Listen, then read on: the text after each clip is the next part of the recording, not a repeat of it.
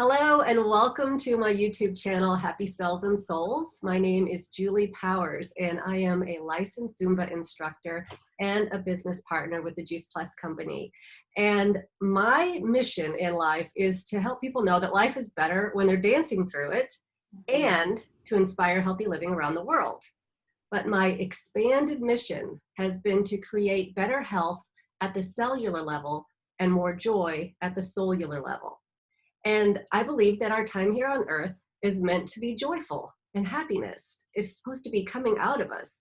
And so we have to take care of our bodies because they're the only ones that we get the whole time we're living here.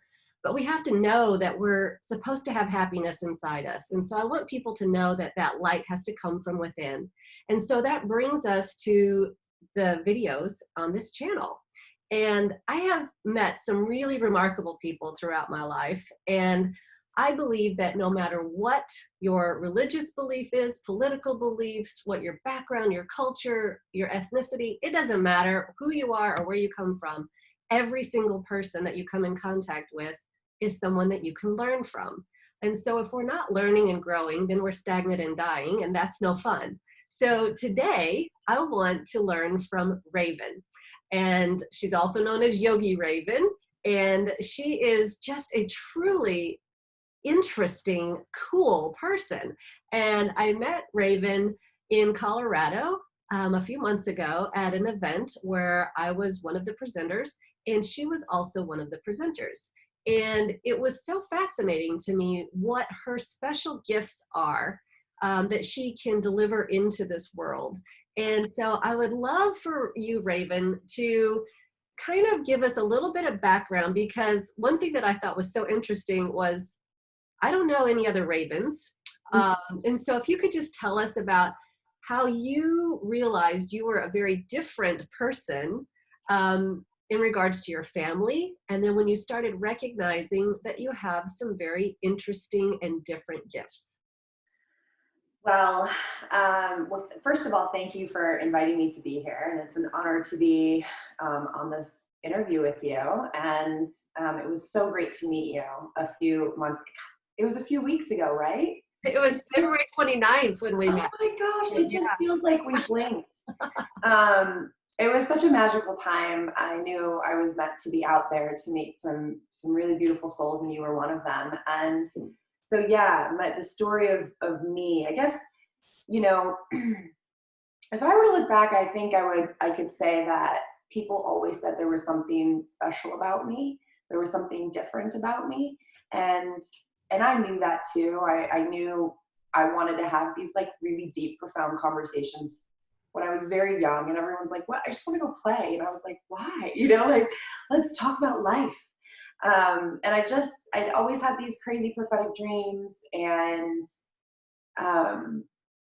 I just had this way about me that my mom could tell, that older people could tell. They would always make comments, especially when I was like in kindergarten. Even my teachers would make comments.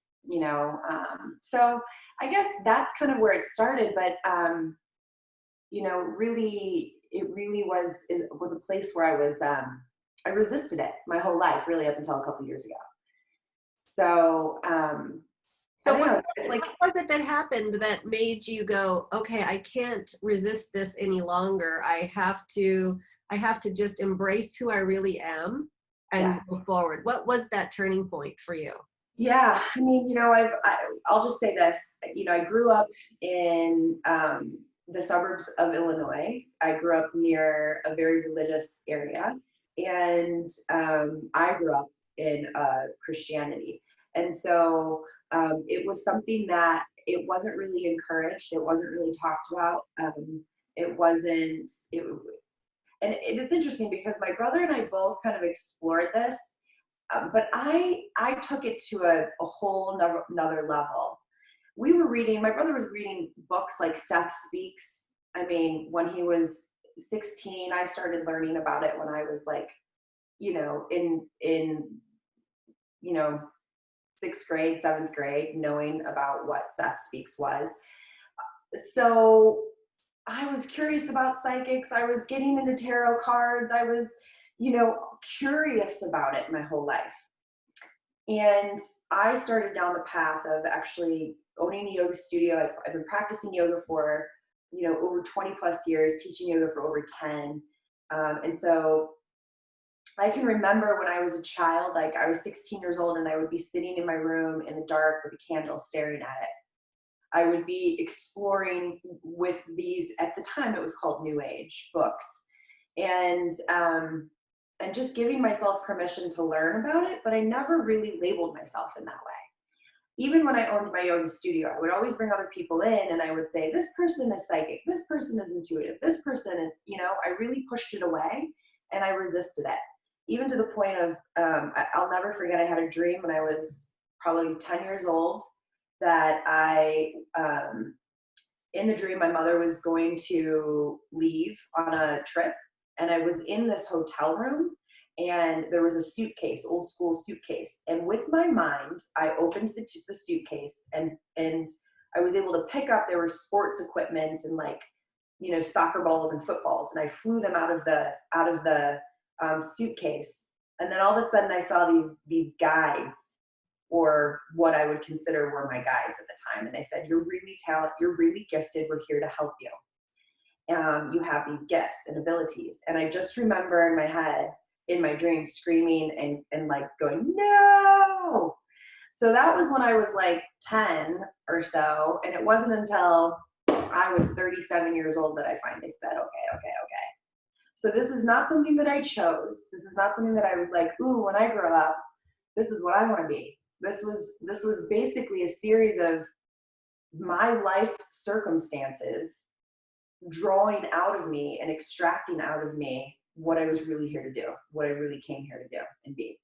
Well, to me, that sounds a lot like, somebody who has a natural musical ability or a natural artistic ability. And sometimes they don't even know because they don't have an instrument. Maybe they live in an area where they don't have access to any kind of musical instruments, or the only art that they're able to do is drawing in dirt with a stick because they don't have the process. And I'm not familiar with the book that you were talking about, but,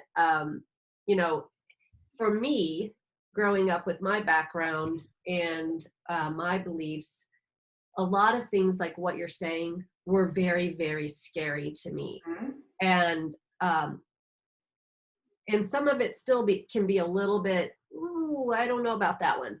But I really believe that all of these gifts that you were born with were things that you were born with, and they were given to you, from God. And, just like somebody who can create a symphony, it's what special gifts are. And sometimes people have the gift of music, and sometimes it's writing, and sometimes it's being able to sit quietly with someone and just let them know that you're there. But you have this ability to see and hear and feel things that other people don't have access to. So what was the first time that something like that happened? Or not first time, but what is a really impactful scenario of, not with your family members who is very close to you, but maybe somebody who you didn't know, and you were able to have this kind of conversation with them? Well, I do want to share a story that was around my family members, and you'll see why. Okay. But so I was exploring the chakra system, and if you don't know what that is, those that are viewing, go ahead and look that up. But it's part of your energetic anatomy that has to do with different parts of your personality, safety and security, confidence, willpower, self-esteem, the ability to love, be loved, all of that stuff. And my grandfather got sick. And my grandparents were extremely religious. They were brought up Methodist. And, so much to the point, they were farmers, to the point where they ended up like getting property on the church property, or getting a house on the church property. I mean, they were just very entangled with locked in and right. Just faithful believers. Right. And my mother was a hairstylist, and she would drive to go visit and do my grandmother's hair, and she had just been there. And that she'd come back Sunday. We got a phone call Monday morning from my grandmother that grandpa had fallen. And this was the first time that my grandfather had ever tried to make his own oatmeal and breakfast. My grandmother made 68 years they were together, guys. I mean, just beautiful, beautiful couple. I mean, they embraced an interracial relationship. They embraced, you know, a homosexual relationship between my mother, or my grandmother, and her daughter. My mom was with. I mean, just very progressive family. So, anyways, my grandfather gets sick. We drive back to go visit him. And the first thing I do after we go from his house to the hospital is I grab his Bible. And I walk into the room, and at that point, we've discovered my grandfather had a stroke, and it had affected the right side of his brain. So only, I think the left side, so only the right side could operate. And he really could only communicate with his eyes. And so I would sit there, and I remembered I opened up to a certain part of the book, and I started reading to him. Well, a few weeks later, he passed away. And after the funeral, we went to the church to have a reception, and I started wandering into the chapel. And you know how they have those beautiful large books? Oh yeah. Bibles, right? On the podium sometimes. So I just started to wander up to it randomly. And I decided to look down at the Bible, and what is it open to? But Psalms. You read to him. Same thing that I read to him.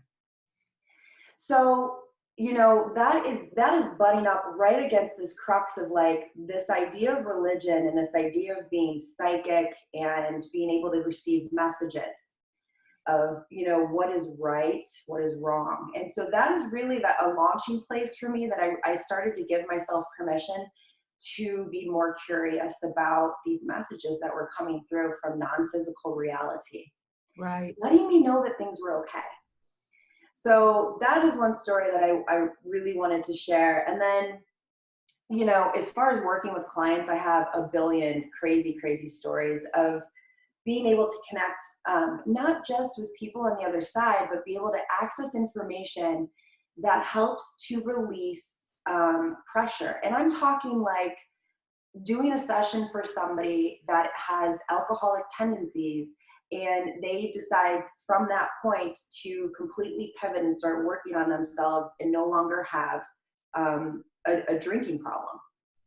You know, this isn't just right with people that have passed away that I can connect with, but a really beautiful story that I did share with you was a woman whose husband had just taken his life. And this is a really powerful one, because oftentimes when we talk about religion, certain religions, suicide is looked at as you are going to go to hell or not to a very good place. And it was really interesting because the way that I was introduced to her was through his friends that had made an appointment for me a week prior. We had set the appointment, and it had just so happened the day before our session, his friend had taken his life. So he almost didn't show up for the session. And he was really glad that he did. We sat down, we did some work on him, and then his friend came in. My voice changed, and everything, all about the information. I don't know this person. I have no idea, you know, who, their relationship, nothing. I just know that this person took his life. And I was able to bring messages through to his wife, to his nephew, and to his friend who had lost his friend, to create this place of ease. That like it's processing passing is so difficult for people, and it can really paralyze us.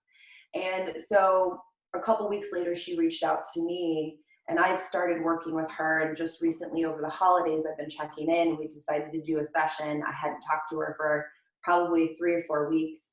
And it was Christmas Day that I did the session. And all of a sudden I was just, the way that I see, and I just want to clarify, everybody is intuitive. This is not like weird stuff. This is part of being human. This is part of your sensory system. You're able to access this information by hearing, by tasting, by smelling, by seeing, right? And by feeling. So when I go into a session, I close my eyes and I become this receptor. And the only thing that I do is I choose to be in the present moment so that I can receive that information coming through. And so what they showed me was sapphire, the color sapphire, and like the stone. And so out of nowhere, I asked her, I said, okay, I'm seeing sapphire stones right now. Were you wearing jewelry? Is there significance to this? And she said Jace, her husband, had given her the sapphire earrings. And then the next thing that they showed me was that she was rubbing her ear with the earring in. And so I shared that with her, and she goes, yeah, I was doing that last night. And then it was Jace, her husband, telling me that he was sitting in front of her while she was rubbing her ear. Now, how would I know that information? Right. How would I know that she was wearing sapphire earrings? Right. I know that she was rubbing them last night thinking of her husband. How would I know that? Yeah, there's no Unless, possible way. no possible way. I mean, just 2 days ago, I did a session for somebody. The first thing I saw was like this duck, this goose just attacking him. And we, you know, it doesn't take long for me to bring information through. You really just need to give me like 10 minutes. It's real quick. And so we did like about a 15-minute session, and then we started talking about it. And at the end, he was like, oh my God, I just remembered. I was attacked by a goose when I was 5 years old. I just remembered that. And it's like, you know, this stuff that I'm doing, it's not that I'm doing this.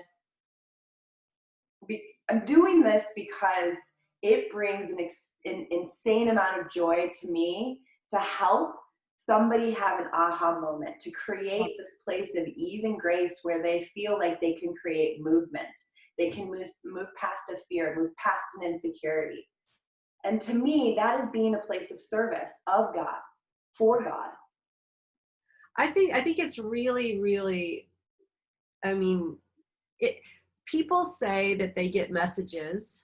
You know, when people are praying, you might get a message or a feeling that, we pray, is this the right thing to do? Should I, whatever. And you get that feeling that, yeah, this is the right thing, or no, that's not the right thing. So that's kind of what you're explaining, is that feeling. Or some people hear a message that's very clear, like call that person.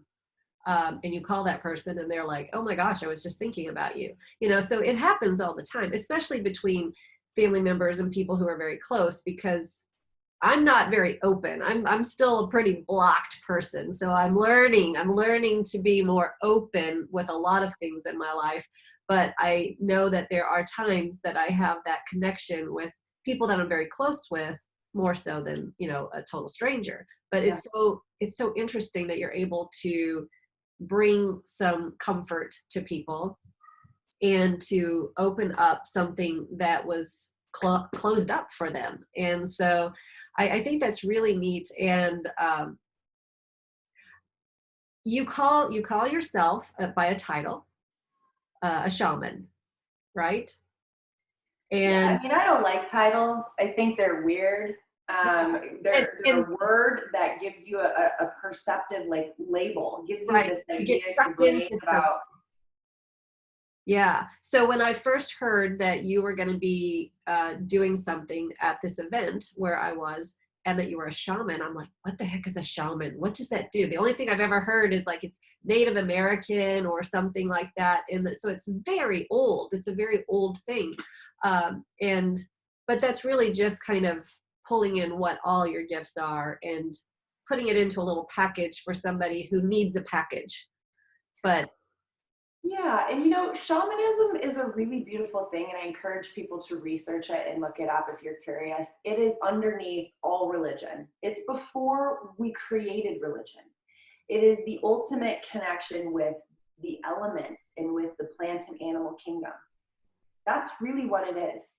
And so all of us have the elements. We are comprised of the elements. We have earth, wind, fire, water, air. We have it all within our system. I mean, anatomically speaking, acid within our stomach, like it just, that's how we operate. And we have, our rhythm is actually like the frequency that we have is the same frequency of the planet Earth. You know, when we talk about universal law, when we look at the way that our reality is made, it's we have access to that. It's we are part of it. We're born of it. We are not separate to it, and so or from it. And you know that term, the kingdom of heaven is in the size of a mustard seed. It's like it's the only way that you can really, I don't know if you've looked at quantum physics or if anybody that's watching this has ever looked at quantum physics, but it's really interesting if you were able to look at what Stephen Jay Gould calls a magisterium, that religion and science are two magisteriums and they cannot be disproven. It's something that cannot be disproven, but they in fact are actually united. And when we give ourselves permission to just say, my feelings, what I see and what I know are clear to me, are right to me. That's that your idea of religion, your idea of Christianity is beautiful. Whatever you can do to give yourself permission to receive those messages is great. And all people have to do to tap into this place is give themselves permission. That's it. Right. I was terrified too. I was so scared. I mean, when I was young, I had that fear too, but I also had that curiosity. And every time I was more curious about it, it showed up. And what it showed me was that life is really magical. It's really magical. And God is in all of it. You can label it whatever you want, but it's in the molecule, it's in the breath, it's right, because they say that when you look into an atom, and people say that the atom is the smallest thing, right? But inside an atom is free space, and it's the God particle. It's God has created every single thing, and we are all connected. And I think we know that now more than ever with the coronavirus, basically putting a hold on the entire world, that we are all connected no matter what. We're connected to the plants and the animals and the planet itself, and we're connected to each other. And it doesn't matter who you are, where you are, what you're doing, we are all connected. And so I love what you've been able to kind of share with us today. And I'm going to put in the information below this video. Your website is yogiraven.com. And people can work with you on a variety of different things, but I would recommend that if you're interested in just learning more, to reach out to Raven and find out if there's something that maybe she can help you understand better, or maybe you want to have a connection with her on in a business setting, or whatever makes the most sense. And like I said, I mean, if we're not learning, we're stagnant and we're dying. So why not just open your mind up, learn some stuff, and then figure out if it fits into your perspective on life. If it can enhance your relationship with yourself and with God, that is, to me, the most important thing. And if you look at intuition, it really is that relationship with source. The more that you trust in it, the more you trust in your relationship with yourself and with God. That is one thing that I have seen. And so this level of intuition is not a religion. This is a birthright. And so thank you for letting me share this message. I hope it's instilled some hope and inspiration and excitement and curiosity for people in any way. All right. Well, thank you so much. I really appreciated you spending this time with me. Thank you for having me.